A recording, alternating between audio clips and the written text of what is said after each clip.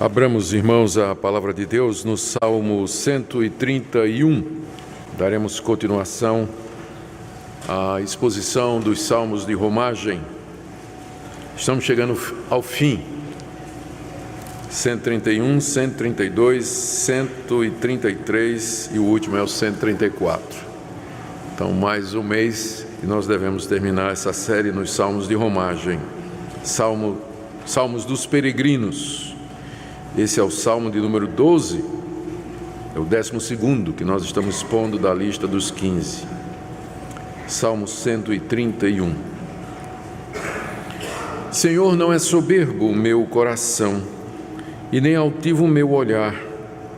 Não ando à procura de grandes coisas, nem de coisas maravilhosas demais para mim. Pelo contrário, fiz calar e sossegar a minha alma. Como a criança desmamada se aquieta nos braços de sua mãe, como essa criança é a minha alma para comigo. Espera, ó Israel, no Senhor, desde agora e para sempre. Amém. Oremos. Ó Deus, que essa declaração de Davi seja a nossa, que com confiança nós possamos dizer que aquietamos nossa alma, o nosso coração, e que estamos tranquilos e confiantes como um bebezinho nos braços de sua mãe, e que a nossa esperança está somente no Senhor, agora e para todo sempre. Dê que a exposição desse salmo, Senhor, alimente o teu povo nessa manhã. Nós oramos também pelos demais irmãos que se encontram reunidos em outras partes do mundo para adorar o teu nome, ser instruídos na tua palavra, para te cantar louvores e ter comunhão uns com os outros. Oramos, ó Deus, pela igreja perseguida, por aqueles que vêm sofrendo e que são impedidos de se reunir, ou que têm pago com a liberdade ou a vida o privilégio, Senhor, de professar o teu nome. Pedimos que tu estejas conosco mais uma vez. Em nome de Jesus. Amém. Queridos, esse salmo é atribuído ao rei Davi. Davi, o mais conhecido dos reis de Israel, era pastor de ovelhas. Deus o tirou de detrás do rebanho e o colocou como rei no lugar de Saul. Davi foi o segundo rei de Israel e de todos o mais conhecido. Conhecido como amigo de Deus, escreveu vários dos salmos, homem de guerra, homem temente a Deus. E esse salmo é um salmo onde ele exorta o povo de Deus a esperar somente em Deus, depois que ele aquieta e acalma o seu próprio coração. Geralmente os salmos foram escritos durante alguma situação, algum ambiente vivencial que deu origem à forma do salmo, a maneira como ele foi escrito, ou ao tema dele. E os estudiosos se perguntam qual foi a situação na vida do rei Davi que o levou a escrever esse salmo de 3 estrofes, pequenininho. E uma das possibilidades é quando Davi ainda não era rei de Israel e ele tinha sido acusado pelo rei Saul e pelos seus súditos de que Davi tinha ambições de se tornar rei e que estava querendo matar Saul e ocupar o trono de Israel. E nós lemos a respeito desses episódios nos 2 livros de Samuel e também no livro das Crônicas. De fato, houve uma época em que Deus deixou muito claro que Davi seria o verdadeiro rei de Israel. Só que quem reinava era Saul. E Saul começa a olhar para Davi como sendo o rival, aquela pessoa que tomaria o trono no seu lugar. E os cortesãos, os súditos do rei Saul ficavam instigando Saul e dizendo: olha, Davi está tramando contra ti, porque Davi tem aspirações, Davi quer ser o rei de Israel. Isso fez com que o ódio de Saul por Davi se multiplicasse e também fez com que ele procurasse matar a Davi diversas vezes. Então, quem sabe foi nessa ocasião em que Davi escreveu esse salmo, em que ele diz que o coração dele não buscava essas coisas, que o coração dele não queria coisas extraordinárias para ele, que o olhar dele não era soberbo e nem altivo, ao contrário, a alma dele estava muito tranquila, confiante e satisfeita nos braços de Deus, como uma criança está nos braços de sua mãe. Ele não estava procurando essas coisas, a satisfação dele era em Deus, Deus o bastava. E aí ele termina o salmo dizendo ao povo, aos seus colegas, aos seus compatriotas, para que colocassem a sua esperança e a sua confiança somente em Deus, agora e para todo sempre, porque Ele é quem pode de fato satisfazer os anseios mais profundos do coração. Então é isso que é esse salmo. Ele é uma expressão de Davi diante de Deus. Note que, embora seja dirigido a Deus, esse salmo não é uma oração, ele não pede nada aqui, ele só declara diante de Deus. É como se ele, quando ouviu aquelas acusações, ele chegou na presença de Deus e disse: Senhor, eu vou responder a essas acusações diante de Ti. O Senhor me conhece. O Senhor sabe que meu coração não está procurando essas coisas. O Senhor sabe que eu não planejo coisas grandes demais para mim. O Senhor sabe que a minha alma está tranquila, segura, e que o Senhor é a minha única satisfação e minha única esperança. Então esse salmo é uma espécie de prestação de contas que Davi faz da sua alma diante de Deus, porque Deus é aquele que conhece o que se passa dentro de nós. Nós temos que dar contas dos nossos atos às pessoas, aos homens, àqueles que nos rodeiam. Mas, acima de tudo, nós temos que dar conta do nosso coração diante de Deus. E é isso que Davi está fazendo aqui, uma prestação de contas. Porque ninguém conhece nossa alma melhor do que Deus. Ele é quem sonda o mais íntimo do nosso coração. E é quando nós nos colocamos na presença de Deus que nós temos verdadeiro conhecimento de nós mesmos. É interessante que João Calvino, nas Institutas de Religião Cristã, que é o livro clássico da Reforma Protestante, ele começa as Institutas, que é um compêndio de teologia, exatamente falando do conhecimento de Deus. E ele diz que quanto mais você conhece a Deus, mais você se conhece. Ao contrário do que diziam os filósofos, não é? Gnosko se auto, em grego, não é? Conhece-te a ti mesmo, na ideia de que quanto mais você se examina e você se analisa, você vai ter um conhecimento correto de si mesmo. Calvino e outros reformadores disseram: quanto mais você conhece a Deus, mais você vai conhecer você mesmo, porque é diante de Deus que o nosso coração se manifesta, diante de Deus a nossa mente fica clara. Quantas vezes eu tenho me chegado diante de Deus confuso, perplexo, e começo a orar, começo a buscá-lo, a ler a Escritura, conversar com Deus, e de repente fica claro o que está no meu coração, as minhas verdadeiras intenções, os motivos do meu coração se aclaram na presença de Deus, porque é diante de Deus que nós nos conhecemos e conhecemos o nosso coração. O nosso coração, a Bíblia diz, é desesperadamente corrupto. E o profeta Jeremias, que disse isso, pergunta: quem o conhecerá? Nós não conhecemos o nosso coração profundamente e com frequência nós somos enganados por ele. Por isso que esse tipo de coisa que Davi está fazendo aqui, ele comparece diante de Deus e examina o seu coração e ele conclui: Senhor, as minhas intenções estão corretas, eu não quero ser rei de Israel, eu não estou buscando a coroa, eu não quero ter poder e glória, o Senhor conhece o meu coração, o Senhor sabe que eu estou me sentindo na verdade como uma criança desmamada nos braços de sua mãe. Essa é uma das grandes vantagens da oração e da vida em comunhão com Deus, que nós aprendemos a nos conhecer a nós mesmos. É interessante que depois da reforma protestante, os salmos foram metrificados, inclusive por João Calvino, e os salmos eram cantados. E tinha muita gente que achava que não devíamos cantar o Salmo 131, porque é muito ousado. Olha o que o Salmo está dizendo: Senhor, o meu coração não é soberbo, nem é altivo o meu olhar. Não ando à procura de grandes coisas, nem de coisas maravilhosas demais para mim. Quem é que pode cantar isso? Quem é que pode dizer de todo o coração que isso é verdade a respeito do seu coração? Então, tinha muitos que depois da Reforma Protestante achavam que cantar isso aqui seria hipocrisia ou falsa humildade.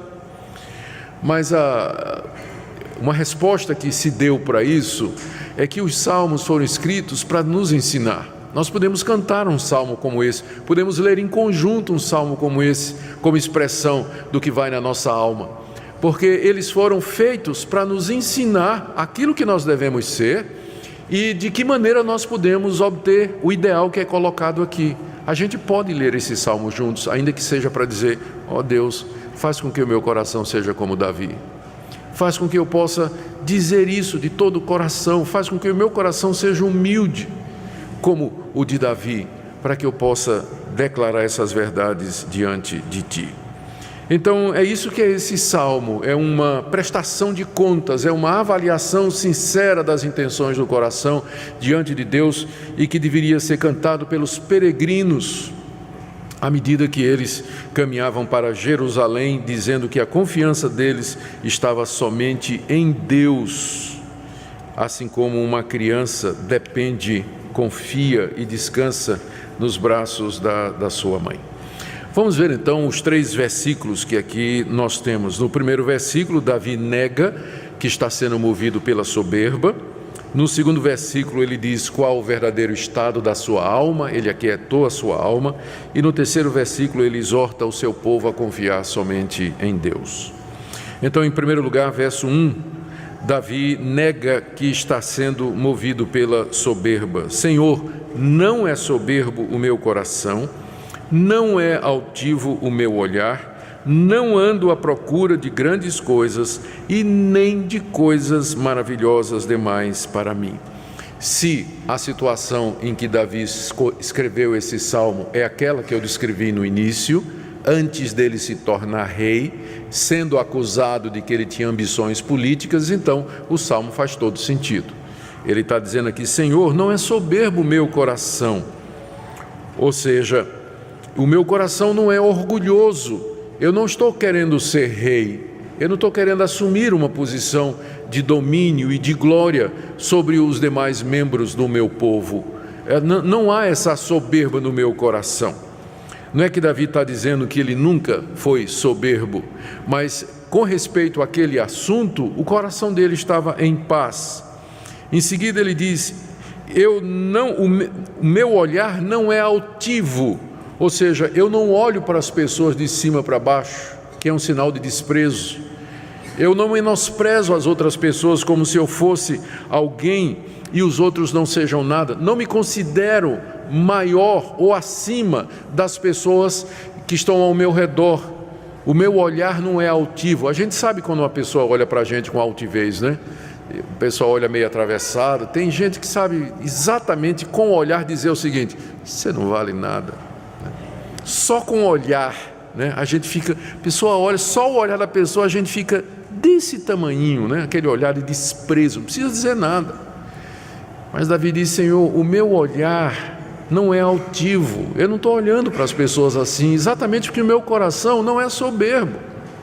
Não é soberbo, eu não estou querendo essas coisas, não estou me julgando acima dos outros. Ainda ele diz: não ando à procura de grandes coisas, ou seja, Senhor, Tu me conheces, eu não estou secretamente lá no íntimo do meu coração querendo coisas maravilhosas demais para mim, que é o que ele vai dizer em seguida. Eu não estou procurando aquilo que está acima da minha capacidade e para o qual eu não fui preparado nem destinado por Ti. Eu me contento com aquilo que o Senhor me deu. Eu quero viver dentro daquilo que o Senhor me proporciona. Eu não passo minha vida procurando ser mais, ter mais e sempre alcançar uma posição maior e mais elevada. Não, Senhor, eu não ando à procura de grandes coisas. Eu estou satisfeito com a porção que o Senhor me deu na minha vida. E a quarta negativa dele, final do verso 1, eu não procuro coisas maravilhosas demais para mim. Tem gente que acha que não tem nada maravilhoso demais para ele, não é? Tem gente que acha que é o rei da cocada preta e que ele pode tudo e que ele é capaz de tudo, ele tem uma opinião sobre tudo, ele sabe sobre tudo, já leu sobre tudo, conhece tudo, né? É aquela pessoa que sempre tem que estar por cima, E Davi diz: Senhor, eu não sou assim. Eu não estou procurando coisas maravilhosas demais para mim. Eu estou satisfeito com as coisas normais do dia a dia. Eu não estou querendo que o Senhor faça nada extraordinário na minha vida. Eu me contento em viver a vida comum como pastor de ovelhas. É o que ele era provavelmente quando escreveu isso aqui. Eu sou pastor de ovelhas. É assim que eu ganho minha vida, é assim que eu sustento a minha família. O pessoal está dizendo que eu estou querendo ser rei, mas não é verdade. Eu, rei? Senhor, isso é maravilhoso demais. Quem sou eu para ocupar o trono de Israel? Mas tem gente que, ao contrário, diz assim, quando ouve a notícia: você vai ser rei de Israel. Ele diz: já era tempo. Vocês já deviam ter reconhecido que eu sou o cara mesmo, né? Eu sou o cara. É por isso que de vez em quando nós vamos ter eleição aqui, para oficial, uma das perguntas que eu faço aos candidatos é: quem de vocês vai ficar chateado se não for eleito? E se ele levantar a mão, não vote nele, porque ele está exatamente procurando coisas maravilhosas demais. Porque o verdadeiro humilde, ele não procura essas coisas, e quando ele é agraciado ou indicado com a posição de honra, ele até fica surpreso, né? Como é que eu não sou digno disso? Como é que eu fui alçado a essa posição? Davi expressa a humildade do seu coração aqui diante de Deus. Vocês percebem quão sério é isso? Porque ele não está falando diante dos homens. Uma coisa é você chegar para alguém e dizer: não sou orgulhoso não tenho essas pretensões não. Outra é você se ajoelhar e sinceramente diante de Deus dizer: Senhor, sonda o meu coração. O Senhor conhece as minhas intenções. Meu olhar não é altivo, meu olhar não é soberbo. Eu não procuro essas coisas grandes, nem coisas maravilhosas demais para mim. Qual era então o verdadeiro estado da sua alma? E aqui passamos para o versículo 2, onde Davi agora faz o contrário. Primeiro ele diz o que não estava no coração dele, e agora ele descreve como é que ele sente o seu coração. Ele diz aqui no verso 2, pelo contrário, ou seja, em contraste com essas coisas aí, soberba, altivez, procura de coisas maravilhosas demais, pelo contrário, eu fiz calar e sossegar a minha alma. Não é que ele não era tentado com essas coisas, porque até o profeta Samuel o havia ungido como rei de Israel, e disse: você vai ser rei de Israel. É claro que Davi pensou a respeito daquelas coisas, mas ele fez calar a alma dele, sossegar o coração dele, como se ele dissesse: Senhor, se o Senhor vai me fazer rei de Israel, que seja no tempo do Senhor e no modo do Senhor. Eu não vou levantar a mão contra o ungido do Senhor, que é Saul, mas eu vou esperar o tempo do Senhor. E não faltou gente que dissesse assim: você tem a oportunidade agora, mata Saul. Lembra do episódio em que Davi estava na caverna de Adulão e Saul estava de ladinho ali, nem tinha percebido? Davi estava lá com seus homens, e os homens disseram: é agora, mata. E Davi disse: meu coração não está à procura de grandes coisas, irmãos. Se Deus for me dar o reino, será da forma dele, da maneira dele, do tempo dele. Mas o meu olhar não é altivo, eu não olho de cima para baixo para Saul. Eu não quero acabar com a vida dele. Eu não sou digno de estar no trono de Israel. Eu já aquietei, sosseguei, calei a minha alma.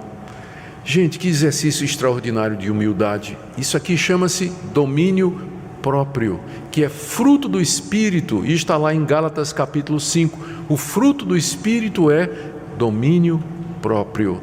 E o homem que domina o seu coração, ele domina tudo mais. Ele aquietou o seu coração. Coração, sossega, cala a boca, fica tranquilo. Não pensa nessas coisas. Não fica alimentando esses pensamentos. Não fica imaginando a glória de estar sentado naquele rei. Não fica pensando quantos quilos é a coroa de ouro, quantos servos você vai ter. Não pensa, aquieta, não vou nem pensar nessas coisas. E Davi aquietou o seu coração, calou o coração diante de Deus. E ele usa uma figura, ainda no verso 2, para descrever bem aquilo que ele estava sentindo.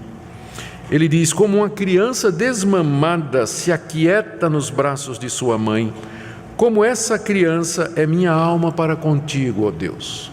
Essa é uma figura muito bonita. A criança inquieta. Todo mundo sabe o que é um menino com fome, não é? E ele começa a gritar de madrugada, ele quer mamar, não tem acordo com ele, nada, ele não, vai gritar, até que ele mama, e depois que ele acaba de mamar, que ele fica satisfeito, ele relaxa, né? Lá nos braços da mamãe, parece um anjinho, e fica lá dormindo, né? Tranquilo.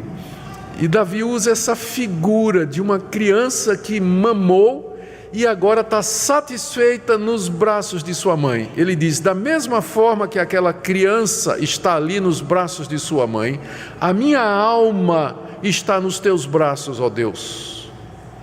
Então essa figura, ela expressa 3 pensamentos. O primeiro é de total dependência. Uma criança de peito, ela depende completamente da sua mãe, ela não se alimenta sozinha, ela depende do leite materno, e é isso que aquieta o desejo dela. Então a primeira ideia que é transmitida aqui com essa figura é da total dependência, como um bebezinho depende da sua mãe para viver. Davi diz: a minha alma também depende do Senhor, e é isso que alimenta a minha alma, e não desejos de grandeza. A segunda ideia que passa essa figura aqui é de plena satisfação. Um bebezinho, depois que foi desmamado, alimentado, ele parou de mamar, ele está nos braços da mãe completamente satisfeito. Antes ele estava chorando, antes ele estava gritando, mas agora ele está rindo, até ronronando, está ali nos braços da mãe, fazendo gracinha, ou então dormindo tranquilo. Por quê? Porque ele está satisfeito, completamente satisfeito. Ele não está pensando mais em nada, a não ser naquela satisfação, naquela sensação de satisfação que ele está sentindo. Mas há também uma terceira ideia que nos é transmitida por essa figura. Primeiro, de dependência; segundo, de satisfação; e terceiro, de segurança. O bebê está ali nos braços de sua mãe, ele se sente seguro, ele não se preocupa com nenhuma ameaça, ele não está imaginando que coisa alguma possa atingi-lo, mas ele se sente protegido e seguro nos braços de sua mãe. Era assim que Davi se sentia com relação a Deus: protegido, satisfeito, seguro, totalmente dependente. E por isso a alma dele estava tranquila. Por isso, ele não estava procurando coisas grandes demais, porque quando o crente está satisfeito em Deus, ele não vive à procura dessas coisas. A alegria dele é em Deus e nas coisas de Deus. Buscar em primeiro lugar o reino de Deus e a sua justiça, e as outras coisas serão acrescentadas. Mas quando a gente inverte isso, a alma se inquieta, a alma se agita. A pessoa vive num constante estado de angústia e de preocupação. Mas quando ela encontra em Deus plena satisfação, ela se aquieta como esse bebê. O coração não está procurando coisas maravilhosas demais. O olhar não é altivo, nem o coração orgulhoso, porque está satisfeito nos braços de sua mãe como um bebê. A satisfação plena em Deus, queridos, é o remédio mais eficaz contra a altivez, soberba, desprezo pelos outros, busca da própria glória, inquietação, insatisfação e desespero. É a plena satisfação em Deus. E é por isso, tendo aprendido essa lição, que Davi vai um passo mais além, agora o verso 3, e ele agora quer que o seu povo, daquele que vai ser seu povo, os seus colegas, eles experimentem a mesma coisa, os seus compatriotas. No verso 3 ele diz: espera, ó Israel, no Senhor, desde agora e para sempre. Espera, ó Israel, no Senhor, desde agora e para sempre. Assim como a criança espera na sua mãe, espera por sustento, espera por segurança, espera por satisfação, assim espera em Deus, que seja Deus a razão da tua existência, Israel, que seja Ele a fonte de satisfação plena agora e para todo sempre. Espera. Esperar, transmite a ideia de esperança. Ponham a sua esperança no Senhor. E essa esperança, quando Davi diz isso, espera no Senhor, a nação de Israel, essa esperança está baseada em duas coisas. Primeiro, em quem Deus é. Quem é Ele? Ele é o Deus da aliança, Ele é o Deus de Israel, é o Deus todo-poderoso, é o Deus onisciente, misericordioso e bom, que nos conhece, que nos sustenta, que nos ama. Eu só posso esperar em Deus porque eu sei quem Ele é. A minha esperança está nele porque eu sei quem Ele é. Senão eu não teria esperança, eu teria suspeita, eu teria dúvidas, eu teria questionamentos. Mas eu sei quem é Deus, o meu Criador, o meu Redentor, que deu seu Filho para morrer pelos meus pecados, que derramou na cruz sangue precioso para que eu pudesse me reconciliar com Ele. Esse é o Deus do qual a Bíblia diz: ponha a sua esperança nele, aguarde nele, descanse nele. Espera, ó Israel, no Senhor, pelo que Ele é e pelo que Ele prometeu. Deus nos fez promessas maravilhosas. Ele nos prometeu a vida eterna no seu Filho Jesus Cristo. Ele nos prometeu a ressurreição, a imortalidade. Ele prometeu que estaria conosco nas nossas aflições aqui nesse mundo, que mesmo que passemos por dificuldades e contrariedades, Ele está conosco a cada momento. Ele prometeu que não nos deixaria ser provados e tentados mais do que nós podemos suportar. Por isso, espere em Deus, aquiete a sua alma, não busque coisas grandes demais, nem seja altivo o seu olhar, nem soberbo o seu coração, mas espere em Deus e descanse nele para o encontro da paz aqui nesse mundo. Os peregrinos deviam cantar isso quando estavam a caminho de Jerusalém. É um salmo de romagem e nós também devemos cantar esse salmo à medida que nós caminhamos aqui nesse mundo e peregrinamos com relação ou com direção a Jerusalém celestial. Eu estava lendo a história do Viktor Frankl, que era um neurologista e psiquiatra áustrio, natural da Áustria, não é? Ele viveu nos campos de concentração nazista de Dachau, Auschwitz. Ele atravessou todo aquele período e sobreviveu.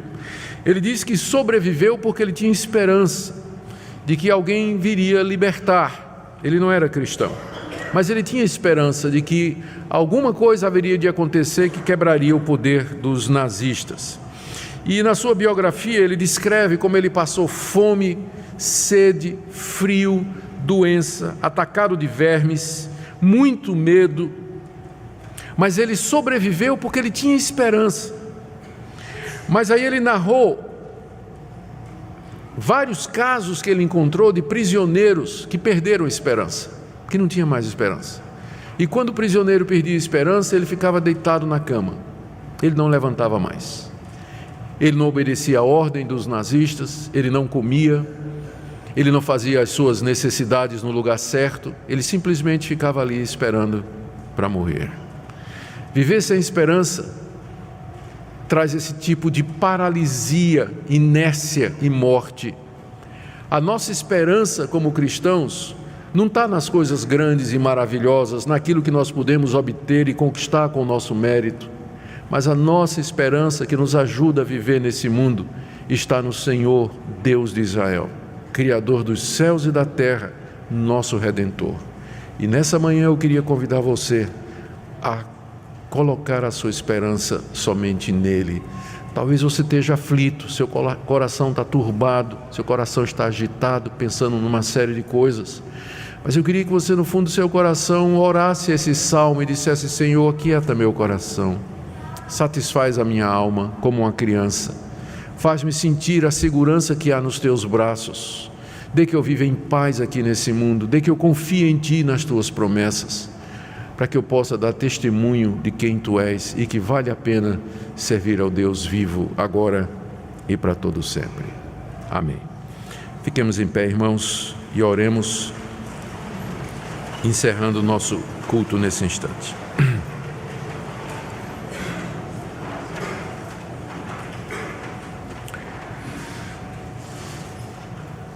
Senhor, tu és a nossa esperança. Em Ti somente encontramos plena satisfação, descanso para as nossas almas.